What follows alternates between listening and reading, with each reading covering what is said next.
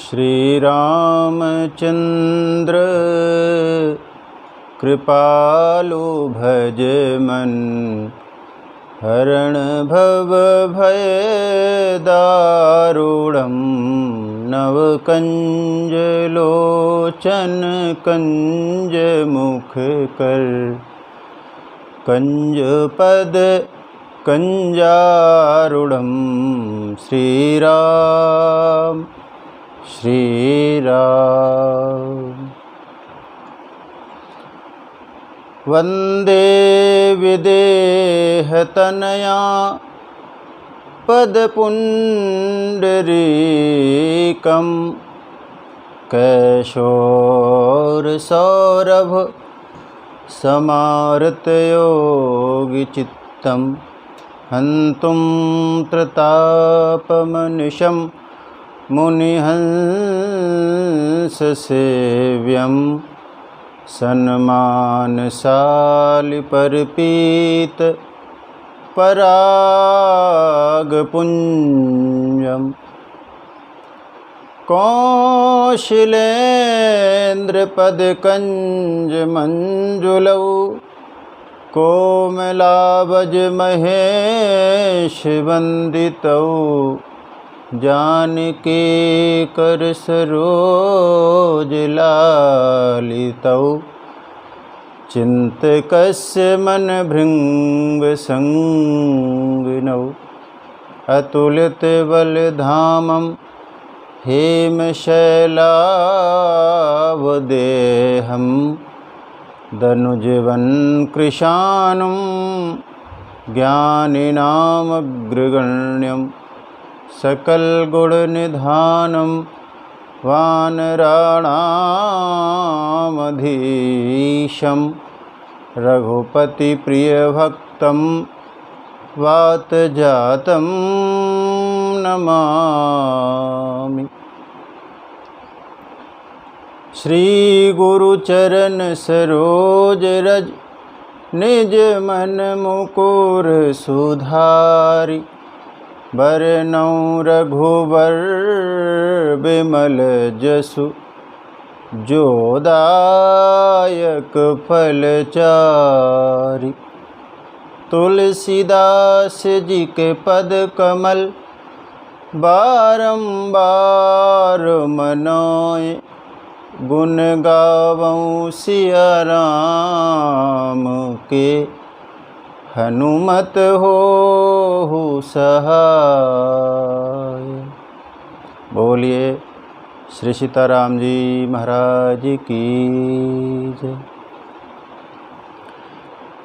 राम कहानी सुनो रे राम कहानी, राम कहानी सुनो रे राम कहानी। कहते सुनत आए अखियों में पानी, राम कहानी सुनो रे राम कहानी, राम कहानी सुनो रे राम कहानी। दशरथ जी के राज दुलारे, कौशल्या की आँख के तारे। दशरथ जी के राज दुलारे, कौशल्या की आँख के तारे। वे सूर्यवंश के सूरज, वे रघुकुल के उजियारे। राजीव नयन बोले मधु भरी वाणी, राम कहानी सुनो रे राम कहानी, राम कहानी सुनो रे राम कहानी। बोलिए श्री सीताराम जी महाराज की जय, हनुमान जी महाराज की जय, गोस्वामी तुलसीदास जी महाराज की जय। अखिल ब्रह्मांड भगवान श्री राघवेंद्र वात्सल्यमयी माँ जानकी की कृपा से ये हमारा परम सौभाग्य है कि हम श्री ठाकुर जी के चरणों में बैठकर भगवत रस कथा का पान कर रहे और विज्ञान के माध्यम से देश विदेश में बैठे सभी श्रोता भाई बहनों का मैं भगवान की कथा में हृदय से स्वागत करता हूँ। कथा के पिछले क्रमांक में हम सब दर्शन कर रहे थे कि पार्वती जी ने राम जी के विषय में महादेव से प्रश्न किए। उन्होंने पूछा कि निर्गुण ब्रह्म सगुण कैसे बना, और सगुण बना तो उस ब्रह्म ने अवतार कैसे लिया, कौन कौन से बाल चरित्र किए, जानकी के साथ में उनका विवाह कैसे हुआ, फिर राज किस कारण से छोड़ा, वन में भगवान ने कौन कौन से चरित्र किए, रावण को किस तरह मारा, भगवान राजगद्दी पर विराजमान हुए तो उसके बाद में कौन सी लीलाएं हुई, भगवान कैसे विराजमान हुए, और अंत में उन्होंने कहा जो प्रभु में पूछा नहीं होई, सो दयाल राख्यो जनि गोई। जो प्रभु में, भगवान यदि मैं कुछ भूल भी गई हूँ तो आप उसको भी छुपाना मत। आप बताइए कि भगवान ने अवतार लिया तो फिर भगवान अपने धाम कैसे गए। और जैसे जैसे पार्वती जी प्रश्न करती रहीं, महादेव के हृदय में वो भगवान के चरित्र प्रकाशित होते रहे और चरित्र के बाद में भगवान स्वयं विराजमान हो गए, स्वयं ही आ गए, श्री रघुनाथ रूप और आवा। और जब भगवान पधारे तो महादेव की भाव समाधि लग गई, मगन ध्यान रस दंड जुग। पार्वती जी ने उनसे कहा भगवान यदि आप ही ध्यान में खो जाएंगे तो हमें कथा कौन सुनाएगा, आप बाहर निकलें तो ही कथा प्रवाहित हो पाएगी। और तब महादेव ध्यान से बाहर आए और सबसे पहले उन्होंने अपने इष्ट देव का स्मरण किया। और महादेव का इष्ट कौन? महादेव के इष्ट राम नहीं है बल्कि बालक राम है। राम जी का जो बाल स्वरूप है भगवान महादेव का वही इष्ट है। इसलिए सबसे पहले वंदना की अपने बालक राम की। बंदऊं बाल रूप सोई रामू, सब सिद्धि सुलभ जपत जिसु नामू। बंदऊं बाल रूप सोई रामू, सब सिद्धि सुलभ जपत जिसु नामू। मंगल भवन अमंगल हारी, द्रिवौ सो दशरथ अजिर बिहारी। वंदऊं बाल, मैं अपने भगवान के बाल रूप की वंदना करता हूँ जो कि मंगलों के भवन हैं, अमंगलों का हरण करने वाले, मैं उनकी वंदना करूं। और आप एक और दर्शन करें कि महादेव के भी इष्ट बालक राम हैं और अगले जो वक्ता आएंगे काकभूषुंड जी, उनके भी इष्ट बालक राम ही है।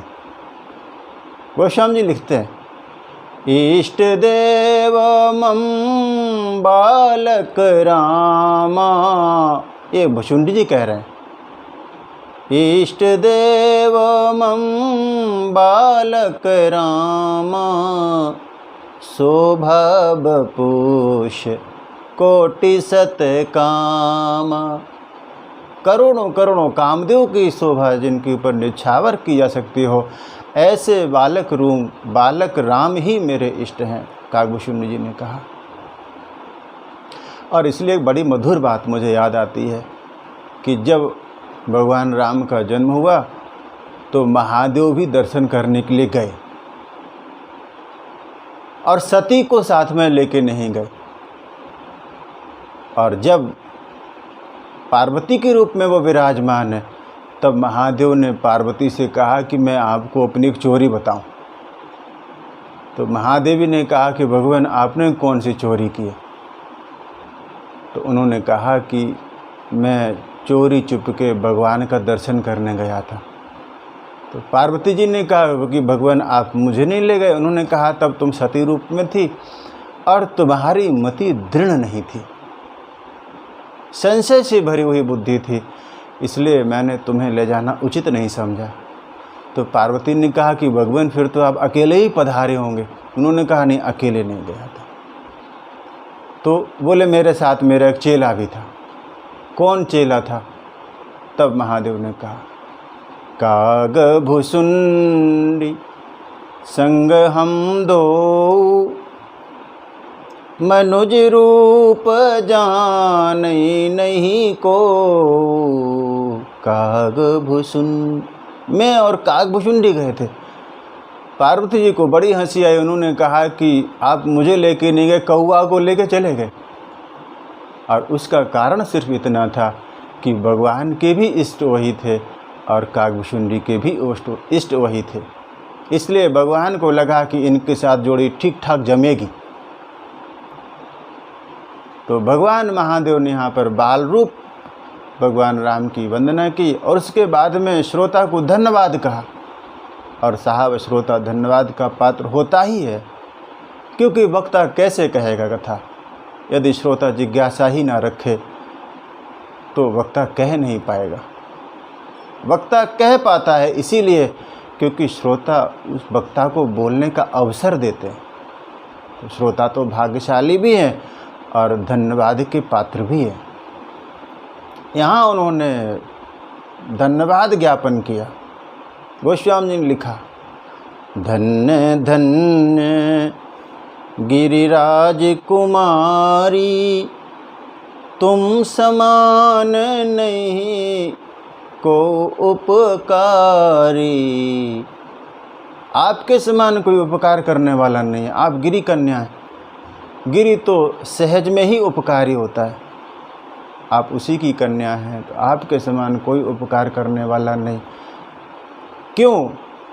इसलिए कि एक उपकारी भगीरथ हुए, सूर्यवंश के राजा भागीरथ हुए, और उन्होंने तप करके मेरे मस्तक पर, मेरी जटाओं में जो गंगा विराजमान थी उनको प्रकट कराया। उन्होंने तप किया। और एक भगीरथ आप हैं कि जो मेरे मुख से श्री राम कथा गंगा प्रवाहित होगी। दोनों गंगा हैं, एक जटा से निकलती है और एक आज हमारे मुख से निकलेगी। और दोनों गंगाओं का उद्गम आप देखें तो चरण ही है, भगवान के चरण ही है। गंगा जी का प्रादुर्भाव तो हम सब जानते हैं कि भगवान जब विराट रूप में आए तो उनके चरणों से ही वो प्रकट हुई। और यहाँ भी श्री राम कथा गंगा प्रकट हुई, उसके मूल में भी भगवान के चरणों में प्रेम ही है। हरि चरणों में प्रेम होगा तभी हरि कथा प्रकट होगी। और दोनों में निमित्त भगवान शंकर हैं। आज भगीरथ बन गई माँ पार्वती और कहा कि तुम्हारी वजह से राम कथा प्रकट होगी। पूछो रघुपति कथा प्रसंगा, सकल लोक जग पावनी गंगा। सकल लोक जग पावनी गंगा। जब वो गंगा ब्रह्मा के कमंडल में विराजमान थी, भले ही कितनी महान रही हो, लेकिन जीव का उससे कल्याण नहीं हो पा रहा था। वो गंगा कल्याणमयी तब हुई जब भगीरथ ने उनको नीचे उतारा धरातल पर। ठीक इसी तरह से राम कथा गंगा भी जब तक भगवान शंकर के मानस में थी तब तक जीव का कल्याण नहीं हो पा रहा था। आज पार्वती जी के माध्यम से वो गंगा प्रवाहित होगी और असंख्य असंख्य जीवों का कल्याण होगा। हरि कथा सुनकर कहा आपके समान कोई उपकारी नहीं, आपकी वजह से गंगा प्रकट होगी। धन्य धन्य गिरिराज कुमारी, तुम समान नहीं को उपकारी।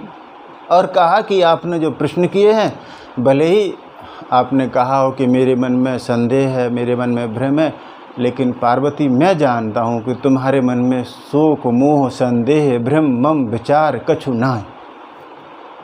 तुम्हारे मन में ना कोई शोक है, ना कोई भ्रम है, ना कोई संदेह है, ना कोई संशय है। जगत के हित के लिए, जगत के कल्याण के लिए ही तुमने ये प्रश्न किए। और आप देखें, मानस के जितने भी वक्ता हैं वो अपने श्रोताओं से सबसे पहले यही कहते हैं कि तुम्हारे मन में कोई संशय संदेह नहीं है, जगत के कल्याण के हेतु ही तुमने प्रश्न किया। जब याज्ञवल्क्य जी से भरद्वाज जी प्रश्न करते हैं कि भगवान राम जी के विषय में मुझे संदेह है, आप समझाएं, तब याज्ञवल्क्य जी भी मुस्कुरा दिए और उन्होंने वही कहा, याज्ञवल्क्य बोले मुस्काई, तुम ही विदित रघुपति प्रभुताई। आपको राम जी की प्रभुता पूरी पता है, आप तो राम जी के गूढ़ गुणों को सुनना चाहते हैं, इसलिए मूढ़ बनकर प्रश्न कर रहे हैं। याज्ञवल्क्य जी ने प्रशंसा की। जब गरुण जी पहुँचे काकभूषुंडी के श्री चरणों में और कहा कि मुझे तो संशय है, मुझे संदेह है। आपको संशय क्या? उन्होंने कहा कि जो राम का मैं दर्शन कर रहा हूँ धरातल पर, वो मुझे लगता नहीं कि ब्रह्म है। क्यों नहीं लगता? क्योंकि उन राम को तो मेघनाद ने अपने नागपाश में बांध लिया। तब काकभूषुंडी जी ने कहा कि आपने भले ही कोई भी प्रश्न किया हो, लेकिन मैं जानता हूँ तुम ही न संशय मोह न माया। आपको कोई संशय मोह माया नहीं है, आप तो भगवान के वाहन हैं। ज्ञानी भगत शिरोमणि त्रिभुवन पति कर जान। आप ज्ञानियों में और भक्तों में आप शिरोमणि हैं, आपको कोई अज्ञान नहीं है। आप तो भगवान की कथा सुनने के लिए आप मेरे पास पधारे। तुम ही न संशय मोह न माया, मोह पर नाथ कीन्ह तुम दाया। भगवान शंकर ने कहा, फिर भी तुमने जो कथा हमसे पूछी वो भगवान की कथा ऐसी है कि कहने वाला भी धन्य हो जाता है और सुनने वाला तो धन्य धन्य होता ही है। किसी ने महादेव से कहा कि आपने पार्वती से कहा धन्य धन्य गिरिराज कुमारी, आपने उनको कह दिया कि आप धन्य हैं, धन्य हैं, धन्य आपने कहा। लेकिन क्या श्रोता को भी यही महसूस हुआ कि हाँ मैं धन्य धन्य हो गई, मैं कृतकृत्य हो गई? आपके कहने से बात अधूरी रहती है जब तक श्रोता खुद इस बात को महसूस ना करे कि हाँ मैं धन्य धन्य हो गया। तब गोस्वामी जी याद दिलाते हैं कि कथा जब विराम ले रही थी, वहाँ पर पार्वती जी कहती हैं भगवान महादेव से, धन्य धन्य में धन्य पुरारी, सुनेऊ राम गुण भव भयहारी। धन्य धन्य में कहा भगवान मैं धन्य हूँ, धन्य हूँ, धन्य हूँ। तो श्रोता वक्ता दोनों धन्यवाद के पात्र हैं। यहाँ पर गोस्वामी जी कहते हैं कि भगवान शंकर ने कहा, भगवान की कथा कहना, भगवान की कथा सुनना, उसका अनुमोदन करना सभी जीव को धन्य बनाता है। और वो दुर्भागी है जो भगवान की कथा नहीं सुनते। उनके लिए भगवान महादेव बड़े गुस्से में हैं। वो तो कहते हैं कि जिन्होंने भगवान की कथा नहीं सुनी उनके कान कान नहीं है, बल्कि उनके कान सांपों के बिल हैं। किसी ने कहा कि आप सांपों के बिल क्यों कह रहे हैं इनको कानों को? तो उन्होंने कहा कि एक आप दर्शन कर रहे हैं, जैसे जब बारिश होती है तब उस समय सांप बहुत निकलते हैं। क्यों निकलते हैं? इसलिए क्योंकि जब बारिश का जल है वो बिल में भर जाता है, तो अंदर बैठे हुए सांप हैं वो बाहर निकल आते हैं, क्योंकि उसमें वो रह नहीं सकते। ठीक इसी तरह से हमारे कान भी सांपों के बिल जैसे हैं, जिसके अंदर विषय के विषैले विषधर विराजमान है। और यदि उन विषैले विषधर को निकालना है तो फिर बारिश करनी पड़ेगी। बारिश हो, और बारिश पूरे साल नहीं होती साहब, वो सावन भादों में ही होती है, वो एक ऋतु में ही होगी। तो कानों के लिए जो बारिश हो उसके लिए कौन से 2 महीने हैं, कौन सी ऋतु है? गोस्वामी जी ने दर्शन कराया। उन्होंने कहा कि वर्षा ऋतु रघुपति भगति, भगवान की भक्ति ही वर्षा ऋतु है। वर्षा ऋतु रघुपति भगति, वर्षा ऋतु रघुपति भगति, तुलसी साली सुदास, राम नाम बरबरन जुग, सावन भादो मास। रा और माँ भगवान के 2 अक्षर, यही सावन भादो हैं। जब ऋतु वसंत की आए, वर्षा की आए और सावन भादो महीने आए, फिर उसमें बारिश हो, बारिश में जो जल बरसेगा वो जल कौन सा होगा? प्रेम भगति जल बिनु रघुराई, अभियंतर मल कबहु न जाई। प्रेम भगति जल, भगवान का प्रेम रूपी जल ही बरसेगा। जब वह जल हमारे कानों में प्रवेश करे तब विषय के विषैले विषधर बाहर निकलेंगे। तो भगवान शंकर ने कहा कि जो भगवान की कथा नहीं सुनते उनके कान सांपों के बिल के बराबर है। जिन्होंने अपने नेत्र से संतों का दर्शन नहीं किया, उनके नेत्र तो मानो ऐसे हैं जैसे मोर पंख में बने हुए नेत्र हों। जिन्होंने अपनी जीभ से हरि नाम नहीं लिया, उनकी जीभ तो मानो मेढक की जीभ है जो केवल टर्र टर्र करती है। जिन्होंने भगवान का नाम नहीं लिया, वही जीव धन्य है जो हरि नाम ले। गोस्वामी जी तो कहते हैं कि मैं अपनी वाणी को पवित्र करने के लिए ही भगवान की कथा गा रहा हूँ।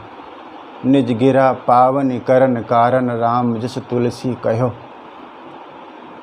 यहाँ पर महादेव ने कहा, जो नहीं करई राम गुण गाना, जी है सुदा दुर जी है समाना, जो नहीं करई।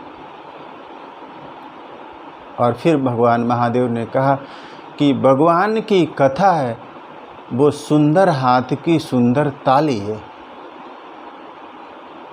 तो महादेवी ने पूछा कि ये सुंदर हाथ की सुंदर ताली करती क्या है?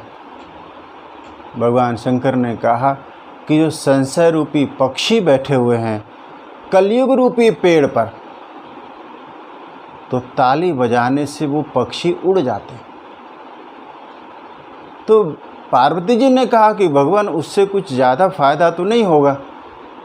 इसलिए नहीं होगा क्योंकि हमने ताली बजाई, पक्षी उड़ गए, और ताली हम बंद करेंगे तो पक्षी फिर आ जाएंगे। तो पहली उपमा में भगवान शंकर ने कहा कि भगवान की कथा ताली है। राम कथा सुंदर कर तारी,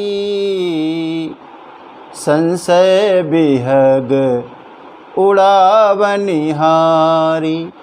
भगवान की कथा ताली है जिससे संशय रूपी पक्षी उड़ जाते हैं। और दूसरी उपमा में उन्होंने कहा कि भगवान की कथा कलयुग रूपी पेड़ को काटने के लिए कुल्हाड़ी है।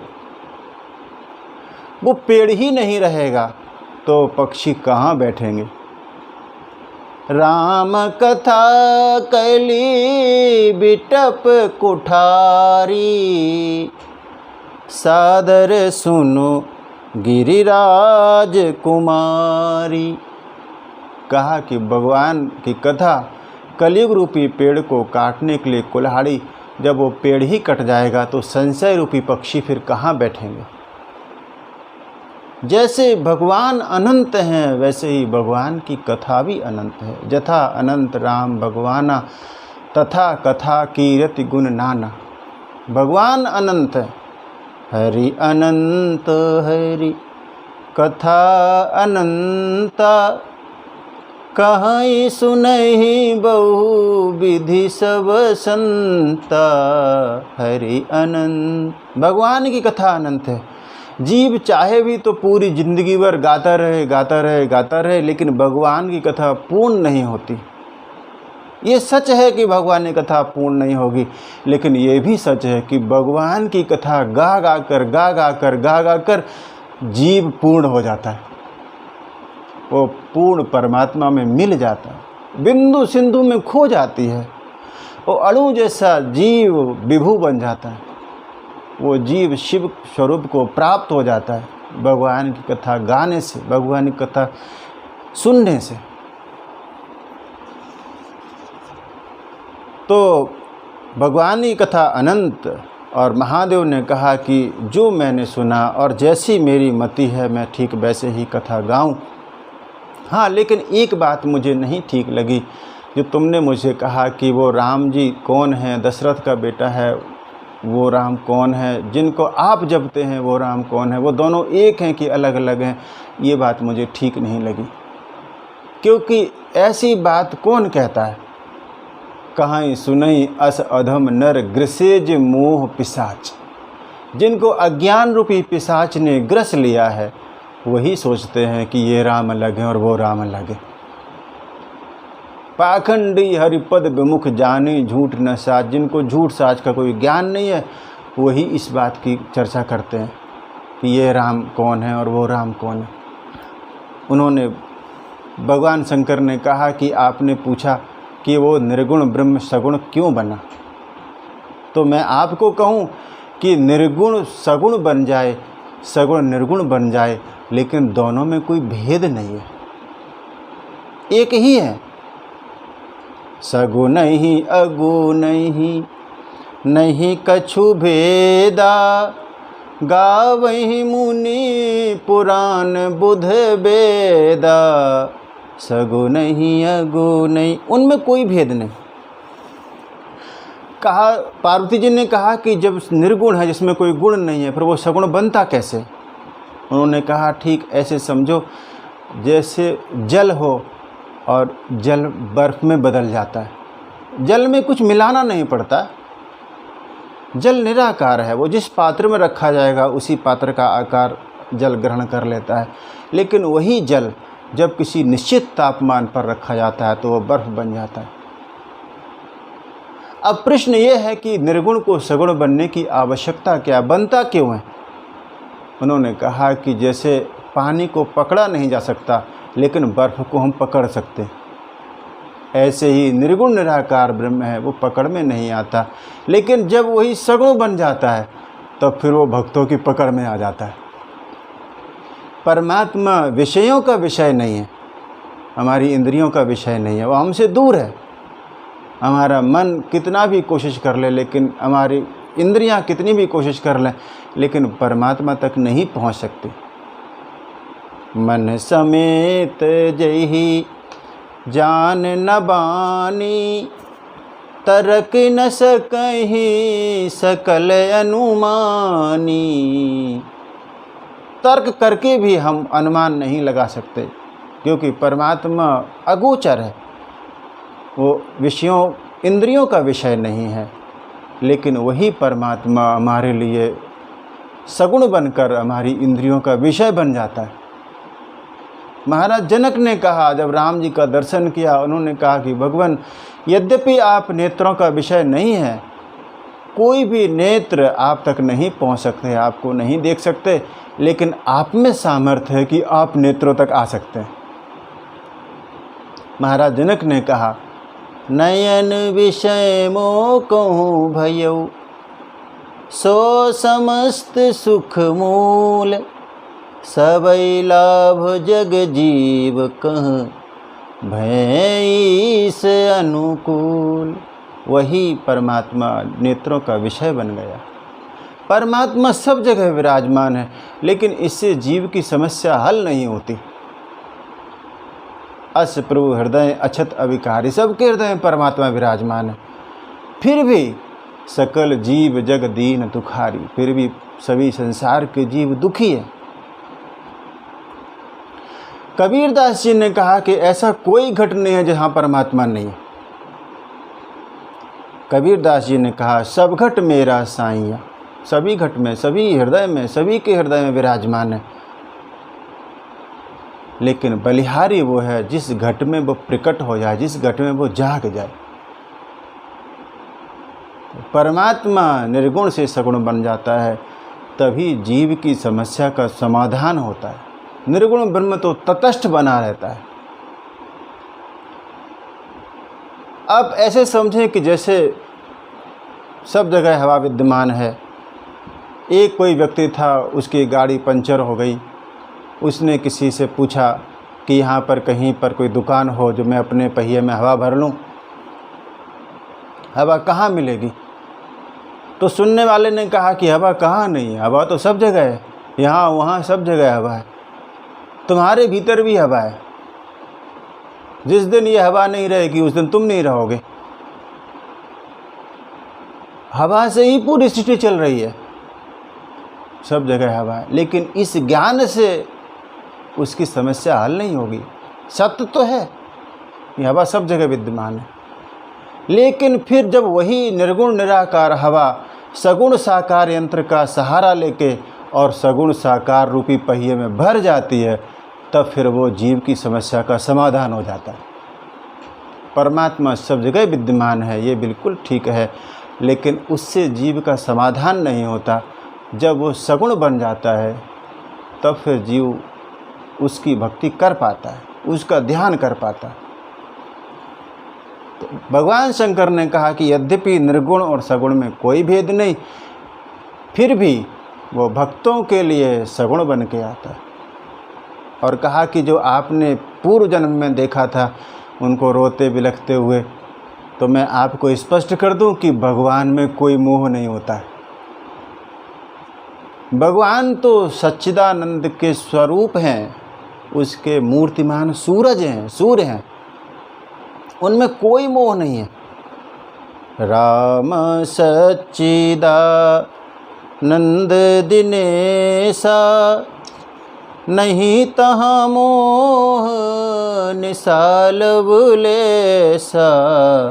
वहाँ पर कोई मोह नहीं है। फिर भी यदि व्यक्ति को दिखाई देता है वहाँ पर कि ऐसा आचरण उन्होंने क्यों किया, तो व्यक्ति का अपना मन होता है, वो अपना मोह होता है, वो उन पर आरोपित कर लेता है। आप ऐसे समझें जैसे हम ट्रेन में बैठते हैं और हमें दिखाई देता है बाहर की पेड़ पीछे की तरफ भागे जा रहे हैं, भागे जा रहे हैं, लेकिन सच नहीं है वो, यद्यपि दिख रहा है,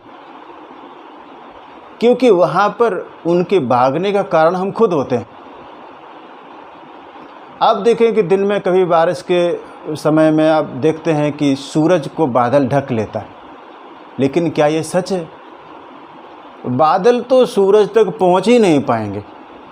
यदि उनको ढक लेते हैं तो ये हमारी दृष्टि का भ्रम है बस, कि हम सूरज को नहीं देख पा रहे। सूरज तो जैसा था वैसा ही है। ठीक इसी तरह से परमात्मा में कोई भी मोह यदि दिखाई देता भी है तो उसकी वजह हम खुद होते हैं। सती को दिखाई दिया कि भगवान रो रहे हैं, लेकिन महादेव को दिखाई दिया कि भगवान सच्चिदानंद है। ये हमारी दृष्टि का भेद है कि हम उन्हें कैसे देखते हैं। वहाँ पर कोई मोह नहीं है, बल्कि पूरी सत्ता उन्हीं के सत्व से प्रकाशित है। सब कर परम प्रकाशक जोई, राम अनादि अवधपति सोई। भगवान की सत्ता से पूरी सृष्टि जो कि असत्य है वो भी हमें सच भासती है। कैसे? जैसे आप देखें कि सीप में, समुद्र के किनारे सीप जब हम देखते हैं खुली हो, सूरज के प्रकाश से उसमें ऐसे चमक होती है कि लगता है कि जैसे चांदी हो, रजत हो, लेकिन वहाँ पर रजत नहीं है, भासता है, सच भासता है।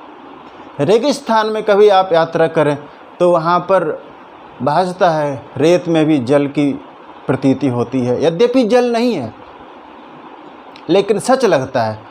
ठीक ऐसे ही ये संसार भी हम सबको सच लगता है परमात्मा की वजह से, क्योंकि परमात्मा मौजूद है सृष्टि में, इसलिए हमें सच भासता है। तो भगवान में कोई मोह नहीं है और भगवान की वजह से ही पूरी सृष्टि सत्य भासती है। फिर गोस्वामी जी ने कहा कि वही निर्गुण, उनका स्वरूप कैसा है, राम जी का स्वरूप कैसा है, और कहा कि वही निर्गुण सगुण बन के अवतार लेते हैं। कैसा स्वरूप है?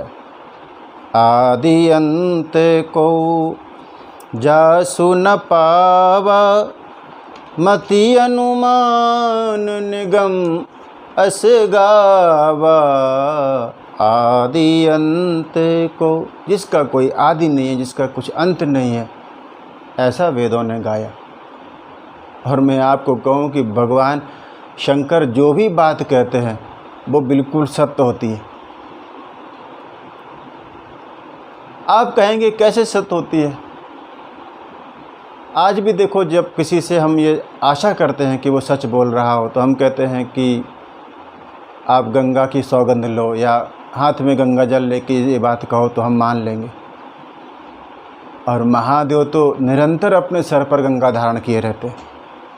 भगवान जो कहते हैं वो बिल्कुल सच है। उन्होंने राम जी के स्वरूप को समझाया कि उनका कोई आदि नहीं है, उनका कोई अंत नहीं है।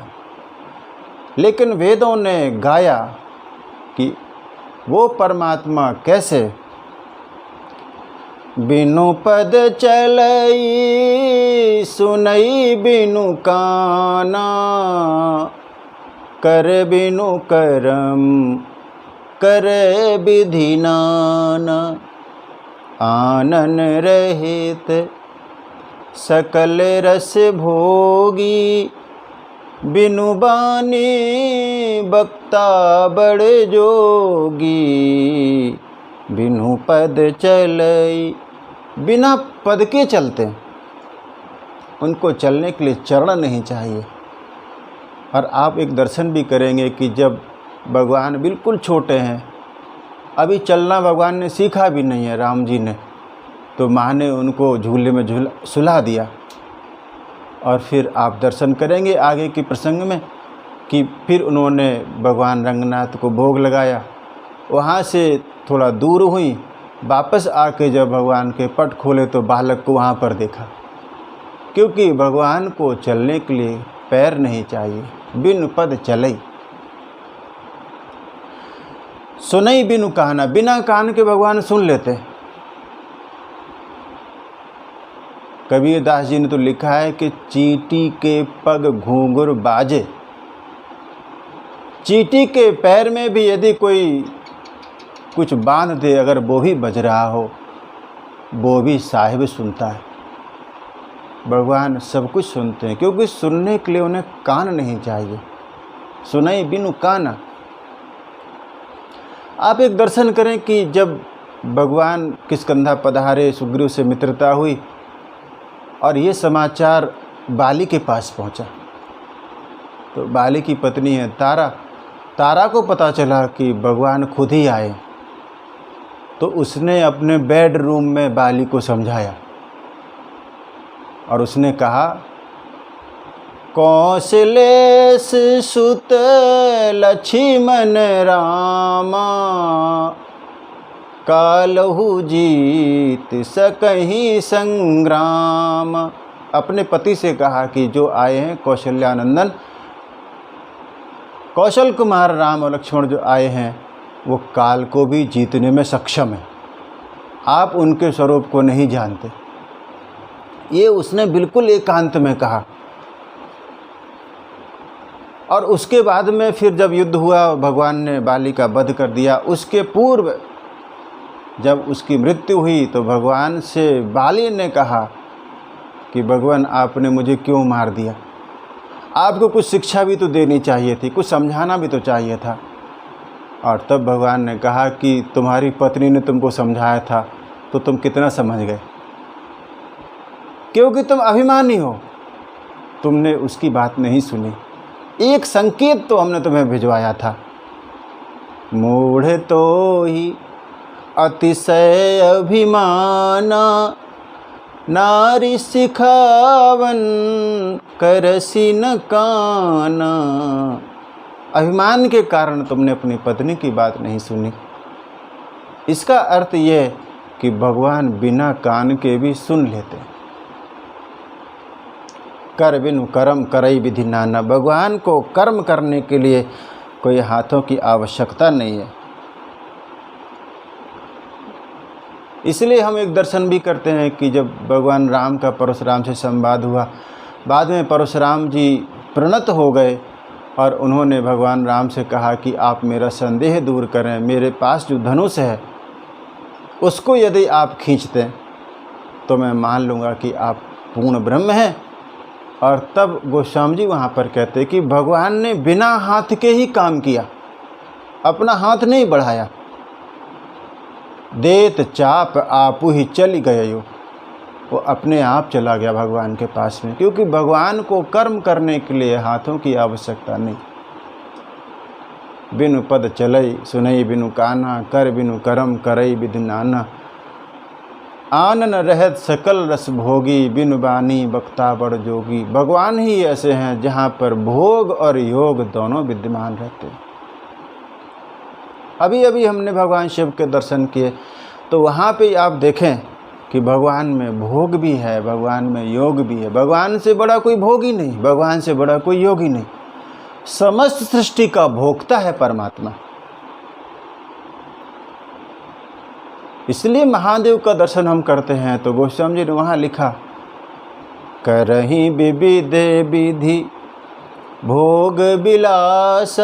भगवान का ये रूप और दूसरा रूप जोगी जटिल काम मन, ये भगवान का दूसरा रूप है। तो जोग भोग मह राख्यो गोई, भगवान योग और भोग दोनों में विद्यमान हैं। ऐसा भगवान का स्वरूप जो वेदों ने जिसको गाया, वही निर्गुण निराकार ब्रह्म भगवान राम के रूप में दशरथ का बेटा बन के आया। सोई दशरथ सुत भगत हित कौशलपति भगवान, वही परमात्मा बन के आया।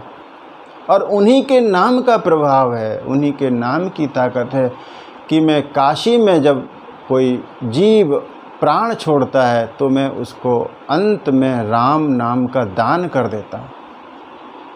जीव शोक से मुक्त हो जाता है। काशी मरत जंतु अवलोकी, जासु नाम बल करऊँ विशोकी। वो शोक रहित हो जाता है, उन्हीं के नाम का प्रभाव है। और यहाँ पर भगवान शंकर ने कहा कि ये तो काशी की भी महिमा है कि भगवान के नाम का मैं दान कर देता हूँ, लेकिन कहीं भी व्यक्ति प्राण छोड़े यदि भगवान के नाम का सुमिरन करता है सादर, तो उसके लिए यह भव सिंधु भी गौ खुर के बराबर हो जाएगा, गौ पद के बराबर हो जाता है। सादर सुमिरन जे नर करही, भव बारिधि गोपद तरही। सादर सुमिरन, जो भी सादर सुमिरन करेंगे वो भगवान के भक्त इस भव निधि को, भव सागर को गोपद की तरह पार कर जाएंगे। पूरे मानस का एक ही सिद्धांत है, एक ही फलश्रुति है, जो अंत में गोस्वामी जी ने कहा कि मुझे बस एक ही बात कहनी है, राम ही सुमिरिए। आप राम जी का सुमिरन करें, गाइए राम ही, राम जी को गाएं, संतत सुनिए राम गुणग्राम ही, और उन्हीं के गुणग्राम को निरंतर सुनते रहें। यही बस सार है पूरे ग्रंथ का। यहाँ पर आप देखें कि भगवान शंकर ने कहा कि जो भगवान के नाम का स्मरण करता रहेगा उसके लिए भव सिंधु गौपद की तरह हो जाएगा। जैसे गाय के खुर होता है, उसमें पानी भरा हो, उसको पार करना जीव के लिए बहुत सहज है, ऐसे ही वो भव सिंधु को पार कर जाता है। एक बात जामवंत जी कहते हैं, उन्होंने और भी अच्छी बात कही। उन्होंने कहा कि भगवान आपका नाम सेतु है, पुल है।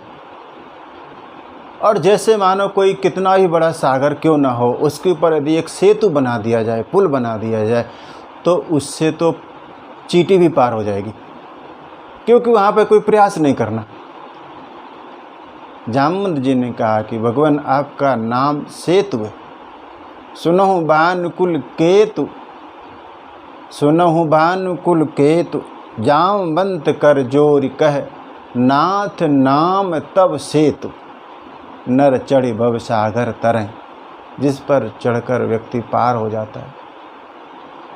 लेकिन गोस्वामी जी ने सबसे मीठी बात कही। उन्होंने कहा कि भगवान आपके नाम में वो ताकत है, वो क्षमता है, वो शक्ति है कि जो आपके नाम का आश्रय लेगा उसके लिए भव सिंधु सूख ही जाएगा। ना उसको पुल चाहिए, ना उसको गौपद की तरह पार करना पड़ेगा। ये आपके नाम की महिमा है। गोस्वामी जी ने गाया, नाम लेत भव सिंधु सुखाही, करहु विचार सुजन मन माही, नाम लेत। ऐसे करके भगवान के नाम की महिमा भगवान शंकर ने कहा, इसलिए तुम्हारा संशय ठीक नहीं है। वही परमात्मा निर्गुण निराकार है, वही दशरथ के पुत्र के रूप में, राम के रूप में प्रकट हुआ। इस बात को ठीक से समझ लेना चाहिए। और जब महादेव के इन वचनों को सुना तो पार्वती जी के सारे कुतर्क धराशायी हो गए। सुनि शिव के भ्रम भंजन बचे ना, मिटी गए सब कुतर्क के रचना। सभी कुतर्क नष्ट हो गए। और पार्वती जी ने हाथ जोड़कर कहा भगवान महादेव से कि भगवान आपकी करुणा हुई, आप कृपालु हैं, आपने मेरे सभी संशयों को हर लिया। तुम कृपालो सब संशय हरेऊ, राम स्वरूप जानी मोहि परेऊ। मैं राम जी के स्वरूप को जान गई। राम जी का स्वरूप कैसा? राम स्वरूप तुम्हार बचन अगोचर बुद्धि पर। महादेव ने पूछा कि तुम्हें राम जी का स्वरूप क्या समझ में आया? उन्होंने कहा कि जो ये बात कही जाती है, एक राम दशरथ का बेटा, एक राम घट घट में लेटा, एक राम का सभी पसारा, एक राम है सबसे न्यारा। आपकी बात से मैं समझ गई कि वो सब जगह पर वो एक ही राम है, कोई दूसरा राम नहीं है। वही राम दशरथ का बेटा, वही राम घट घट में लेटा, उसी राम का सभी पसारा, वही राम है सबसे न्यारा। सब जगह बस एक ही वही राम है। तब भवानी ने कहा भगवान से कि ये ठीक है कि वो निर्गुण सगुण बना, उसने विभिन्न विभिन्न अवतार लिए, अलग अलग चरित्र किए। अब मेरी जिज्ञासा उनके अवतार को लेकर नहीं है, मेरी जिज्ञासा इस बात को लेकर है कि आप मुझे भगवान की कथा सुनाएं। मैं उनकी कथा सुनना चाहती हूँ। भवानी ने कहा कि भगवान अवतार लेता है ठीक है, लेकिन अवतार के पीछे उनका हेतु क्या रहता है? वो क्यों अवतार लेते हैं? उन्हें आवश्यकता क्या है अवतार लेने की? नाथ धरेऊ नर तनु कही है तू, मोहि समुझाई कहू वृष के तू। आप समझाइए कि वो नर्तन धारण ही क्यों करते हैं? भगवान के अवतार के हेतु क्या है? और तब भगवान शंकर ने कहा कि भगवान के अवतार के क्या हेतु हैं, ये कोई नहीं बता सकता। केवल भगवान ही बता सकते हैं कि वो अवतार क्यों लेते हैं। वो भगवान शंकर कह भी सकते थे कि उनके अवतार का ये हेतु है, ये हेतु है, लेकिन तब उसमें विवाद खड़ा हो सकता था, क्योंकि हो सकता है कोई इस बात को मानता, कोई इस बात को नहीं मानता।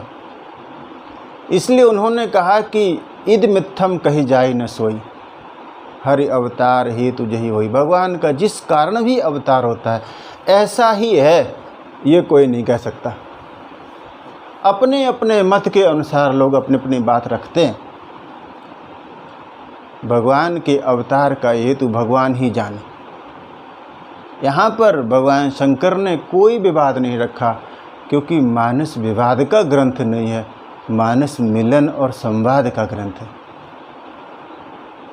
गोस्वामी जी जब कोई बात कहते हैं तो वो ये नहीं कहते कि हाँ ये सबको ऐसी बात माननी चाहिए, वो ये कहते हैं कि ये मुझे लगता है कि ऐसा है, आपको लगता है कि नहीं लगता, ये आपकी मर्जी। एक कवित्व आप दर्शन कर रहे हैं, वहाँ पर कवितावली का भगवान के स्वरूप के बारे में गोस्वामी जी ने गाया।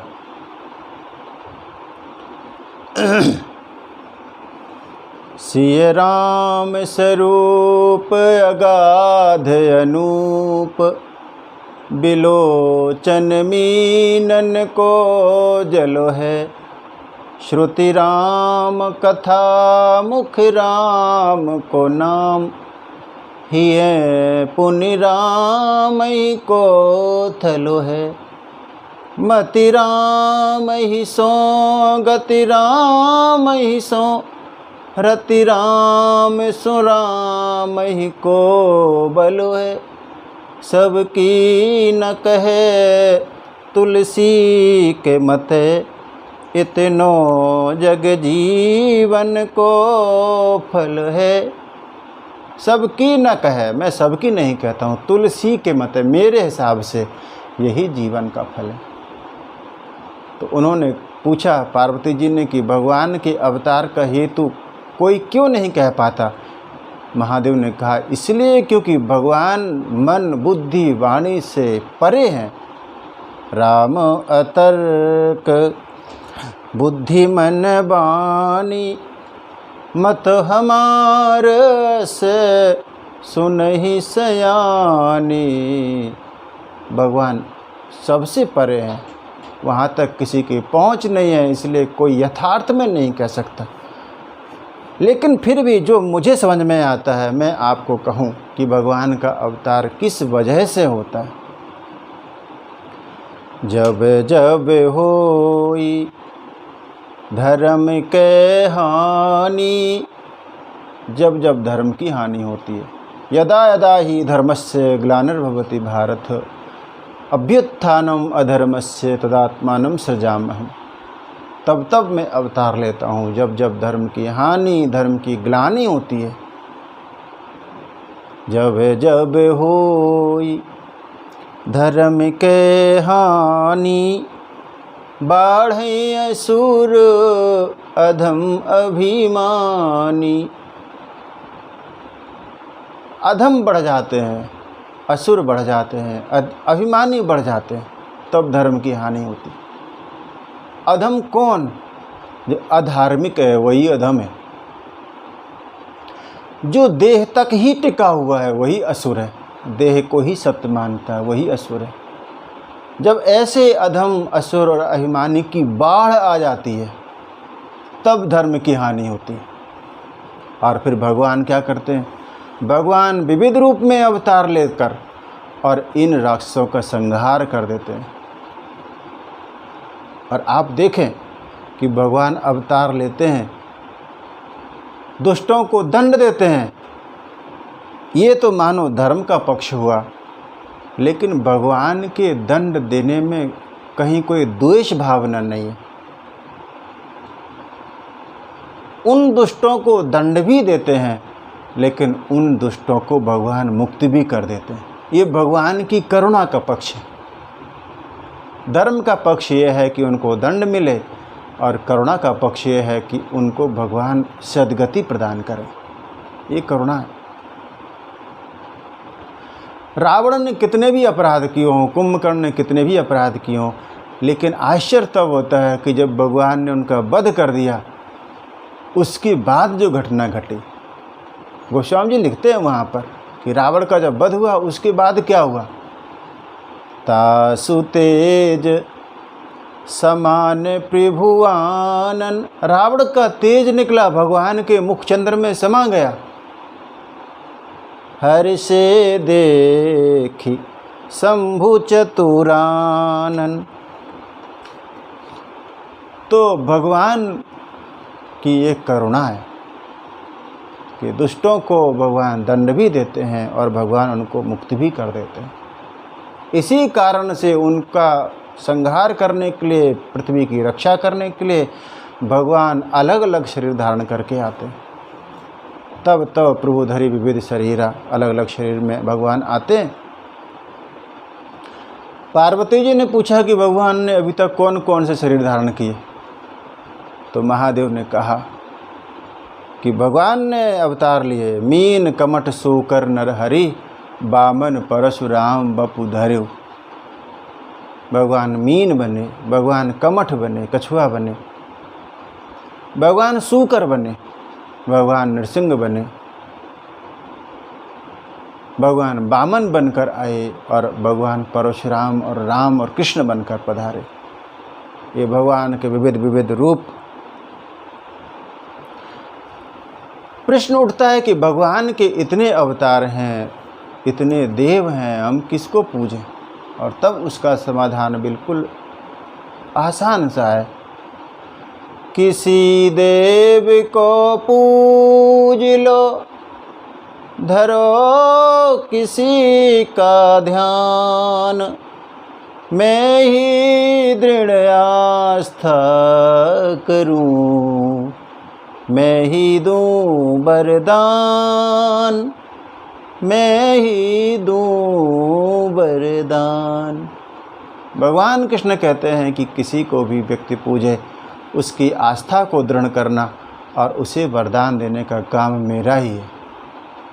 जैसे सभी नदियों का जल समेट के सागर में आ जाता है, वैसे ही किसी देव की कोई पूजा करे, वो पूजा अंततोगत्वा भगवान कृष्ण को ही अर्पित हो जाती है। तो यहाँ पर महादेव ने कहा, इसलिए भगवान अवतार लेते हैं दुष्टों का संहार करने के लिए, और भगवान के उन्हीं चरित्रों को गाकर भक्त धन्य धन्य हो जाते हैं। यद्यपि भगवान के अवतार के हेतु बहुत हैं, लेकिन फिर भी मैं कुछ अवतारों की चर्चा करूं। और यहाँ पर भगवान के 5 अवतार के कारण बताए कि भगवान ने अवतार लिया, किस किस वजह से अवतार लिया। पहला कारण उन्होंने कहा, भगवान वैकुंठ में निवास कर रहे हैं, वहाँ पर भगवान के 2 द्वारपाल हैं जिनका नाम है जय और विजय। नारायण लक्ष्मी जी के साथ में एकांत में हैं, और उसी समय ब्रह्मा जी के मानस पुत्र हैं सनत कुमार, जो 5 वर्ष की अवस्था में ही रहते हैं, वो वैकुंठ धाम पधारे भगवान के दर्शन के लिए, और वो दिगंबर रहते हैं। उन्होंने कोई आवरण नहीं रखा अपने ऊपर, वो ज्ञान की मूर्ति है। वो जानते हैं कि परमात्मा के अलावा कहीं कुछ है ही नहीं, छुपाव करें तो किससे करें। 5 वर्ष के ही रहते हैं। गोस्वामी जी ने उनका स्वरूप बताया कि वो चारों बालक कैसे हैं। ब्रह्मानंद सदा लय लीना, ब्रह्म के आनंद में वो मगन रहते हैं। देखत बालक बहु कालीना, देखने में वो बालक जैसे हैं, लेकिन उनकी उम्र बहुत है, और दिगंबर वेश में रहते हैं। तो जय और विजय द्वारपाल थे, और जब वो पधारे वहाँ पर दर्शन करने के लिए, तो जय विजय ने उनको रोक लिया। उन्होंने कहा कि अभी भगवान की अनुमति नहीं है, अभी आप नहीं जा सकते। तो उन्होंने कहा कि नहीं नहीं, मुझे तो भगवान के दर्शन करने। जय विजय ने कहा कि हम आपको अनुमति नहीं देंगे। और ऐसे करके जब वाद विवाद हुआ, तो मुनियों को क्रोध आया, और क्रोध में भरकर उन्होंने जय विजय को श्राप दे दिया कि तुम वैकुंठ के लायक नहीं हो, तुम में इतनी भेद बुद्धि बनी हुई है कि भगवान तो हमेशा अभेद में रहते हैं, तुम में इतनी भेद बुद्धि है, तुम वैकुंठ के लायक नहीं हो, तुम जाओ और तुम पृथ्वी पर जाकर घोर राक्षस हो जाओ,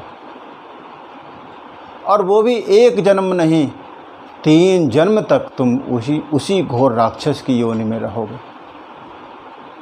उनको श्राप दे दिया। और फिर वो सनत कुमार भगवान के पास अंदर गए, उनसे मिलन हुआ। जब वापस आने लगे तो भगवान नारायण उनको अपने दरवाजे तक छोड़ने के लिए आए।